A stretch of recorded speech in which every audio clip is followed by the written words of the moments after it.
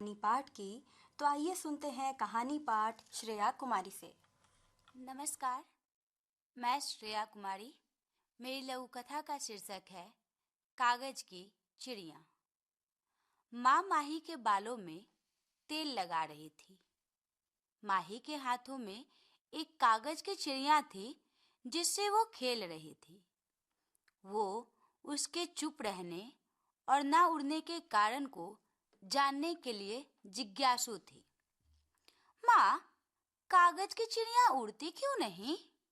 माही ने सवाल किया। क्योंकि उसके पंख उसे उड़ा नहीं सकते, माँ ने समझाया। माँ, कागज की चिड़िया बोलती क्यों नहीं? उसकी जुबान नहीं होती। वो खाती क्यों नहीं? क्योंकि उसमें जान नहीं होती। माँ ने माही की जिज्ञासा शांत की। माही बोल ही रही थी तो पापा आ गए। माँ ने कहा, आज टीचर आई थीं। वो चाहती हैं कि मैं वहाँ बच्चों को पढ़ाऊं। तो क्या मैं जा सकती हूँ? ज्यादा पंख फड़फड़ाने की जरूरत नहीं है। चुपचाप घर पर रहो। मैं घर संभाल सकता हूँ। मैं तो बस। ज्यादा जुबान मत चलाओ। नन्ही माही ने पापा की तरफ देखकर पूछा। माँ, क्या आप भी कागज की चिड़िया हो? सवाल सुन पापा एक पल को ठहर गए। उस अबोध के मासूम प्रश्न ने उन्हें सोचने पर विवश कर दिया। कुछ निश्चय कर उन्होंने माही को गोद में उठाया और चिड़िया लेकर कहा, तुम्हारी माँ आज से कागज की चिड़िया नहीं है। मेरी दूसरी लघु कथा का शीर्षक है आई डोंट कम। फाइनली सारी तैयारी हो गई। अब बस रोहित का फोन आ जाए और घर वाले जल्दी से सो जाएं। कौशिकी बुदबुदा ही रही थी। तभी उसका मोबाइल बजा। रोहित, आ गए तुम? हाँ, अब तुम भी जल्दी से आओ, नहीं तो हम पकड़े जाएंगे।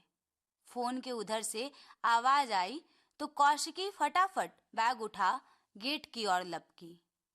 कितनी कृपा हुई थी प्रभु की, जो कौशिकी को हमारी गोद में डाला। और आप हैं कि उसकी सुन नहीं रहे। जमाना बदल गया है। जाति भेद जैसा भी कुछ नहीं रहा। मान जाइए ना रोहित से उसकी शादी के लिए। नहीं माला, जितना जतन हमने किया औलाद पाने में, देखो तो जरा उसमें उतनी मोहब्बत है कि नहीं। कौशिकी के पिता एक लंबी सांस भरते हुए अपनी पत्नी से बोले। कमरे से आती इन आवाजों से कौशिकी के कदम वहीं जम गए। एक पल में बचपन की सारी हसीन यादें तैर गई और मन ही मन खुद को धिक्कार पड़ी। छी, मैं अपने माता पिता के प्यार पर खड़ी ना उतर सकी। वह तुरंत आई डोंट कम का मैसेज रोहित को सेंड कर अपने कमरे की ओर तेजी से लपक पड़ी। मेरी तीसरी लघु कथा का शीर्षक है वीडियो कॉल। एक बार फिर से शहर में कोरोना वायरस का खौफ। लॉकडाउन की संभावना को देखते हुए आप सभी से अनुरोध है, आप ज्यादा से ज्यादा अपने घर पर ही रहें। लोगों के संपर्क से बचें। न्यूज चैनल पर लगातार ऐसी खबरें आ रही थी। ना जाने मेरा बच्चा कैसा होगा। ऐसी बीमारी कि आना जाना मना। उस बकलोल को भी क्या जरूरत थी गांव से इतनी दूर शहर में जाकर पढ़ने की। रमेश बाबू अपनी बेबसी पर खींच रहे थे। तभी दरवाजे पर दस्तक होती है। कौन है भाई? खींचते हुए उन्होंने दरवाजा खोला। प्रणाम चचा, सामने खड़ा मोहन बोला। खुश रहो। प्रणाम बाबूजी। तभी रमेश के कानों में उनके बेटे की भी आवाज पड़ी तो वे खुशी से इधर उधर देखने लगे। किधर है बेटा? बाबूजी, हम यहाँ फोन में हैं। बेटे की आवाज फिर से आई। अरे, तू फोन में कैसे? रमेश जी चौंके। इसको वीडियो कॉल कहते हैं बाबूजी, बेटे ने कहा। अच्छा, तो सब प्रकार से ठीक तो है ना बेटा? तुझे नहीं ना कुछ? बाप लगभग उन्माद में आ गया था।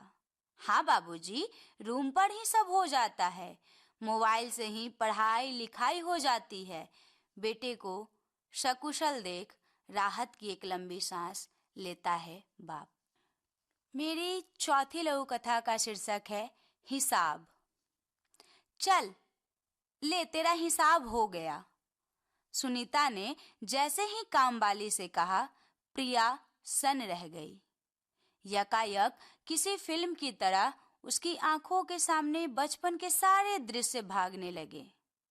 माँ के ऑफिस जाने से वापस आने तक ही नहीं, उसके बाद भी काकी कैसे उसे अपने प्यारे हाथों से खिलाती, दुलारती, आंचल से पोंछ देती।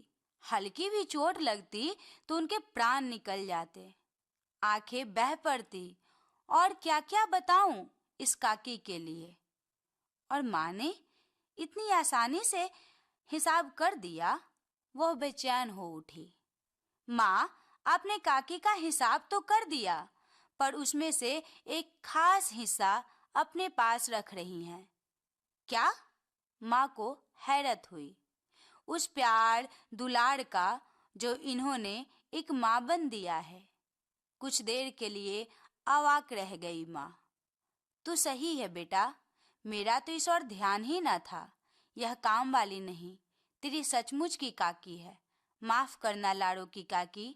अंत में मजाकिया हो चली माँ। दोस्तों, अभी हम सुन रहे थे कहानी पाठ श्रेया कुमारी से। और अब लीजिए सुनिए दोस्तों प्रोग्राम में ये अगला ट्रैक।